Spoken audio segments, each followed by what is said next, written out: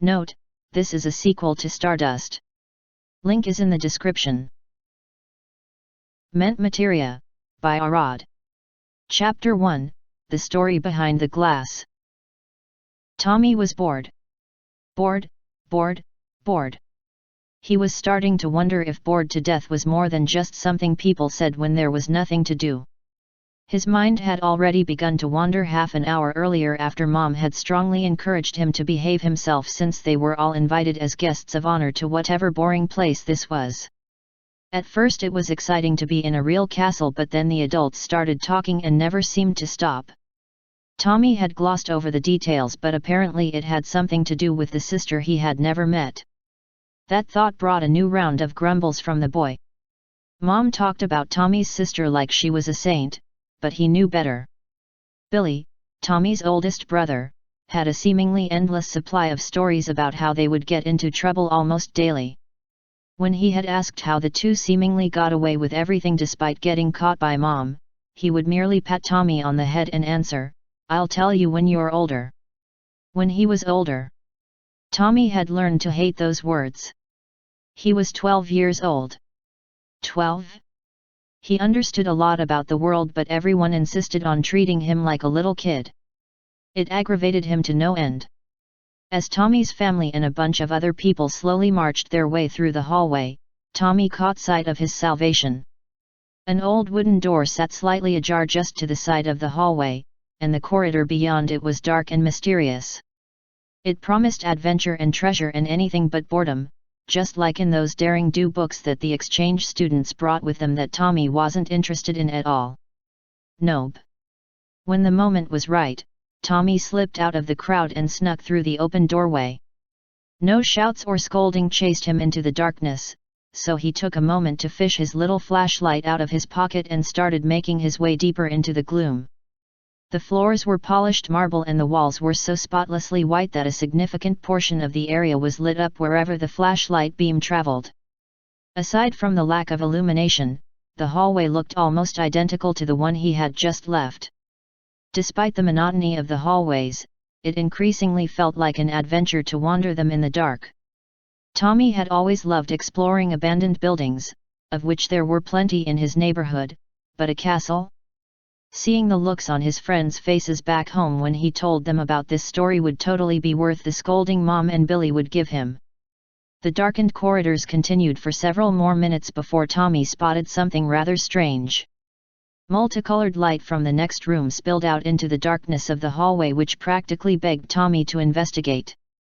The soft sounds of his sneakers echoed down the forgotten corridor as he entered the room, followed by the clatter of his flashlight as it slipped from his fingers. He didn't register the loss of his cherished exploration tool as all of his attention was captured by what he now saw. The hallway he had found had walls and ceiling composed entirely of stained glass windows. Tommy was vaguely reminded of the one time he and his family had gone to church and looking up at the massive scenes in tinted glass there. The painful memories of seeing Mom cry and Billy try not to surfaced briefly before fading back as Tommy stared up at the windows. His mind buzzed with several conflicting lines of thought as he recognized several shapes and figures in the windows from the news. He also tried to wrap his mind around just how all the windows were lit up as though the sun were shining directly upon them despite the "Excuse me," a voice announced behind Tommy which nearly caused him to jump out of his skin. "This area is off limits. Are you lost?" The voice was stern and filled with authority, and Tommy turned to face the scolding that would no doubt come. A unicorn stood in the entrance to the stained glass hallway wearing a dark blue suit that stated security guard better than the small patches on the shoulders. A tan coat and a white mane only added to his forgettable appearance, and the dark sunglasses hiding his eyes was simply overkill. "Yes, sir." "Sorry, sir," Tommy said politely. The last thing he needed was a further scolding from Mom for being rude after being caught. "Oh, don't worry about being in trouble," the guard said with a slight grin. Tommy's flashlight slowly levitated upwards long enough for the boy to take it before the guard continued. "Humans are curious creatures. Far be it from me to criticize you for your nature. In fact, it's one of the things I admire about your people." Tommy wasn't sure how to respond to that, so he simply remained silent as he pocketed his flashlight and stared. "Come on. I'll take you back to your family," the guard pony offered before he looked at the tinted glass himself and smiling mischievously. "Or perhaps you'd like to hear the story behind all this glass. Don't tell me you thought it was simply there as eye candy? Equestrians like to record their history like this, and the story behind these windows is special to them." "Yes, please. I'd love to hear the story." Tommy agreed immediately. Anything to delay the scolding that was no doubt waiting for him. Despite the guard's eyes being hidden behind his glasses, the smile on his face was clearly genuine. "Very well then. This story starts with a little lavender pony named Twilight Sparkle. Do you know who she is?" the guard asked as he led Tommy to the first window. When he nodded, the guard continued. "Very good.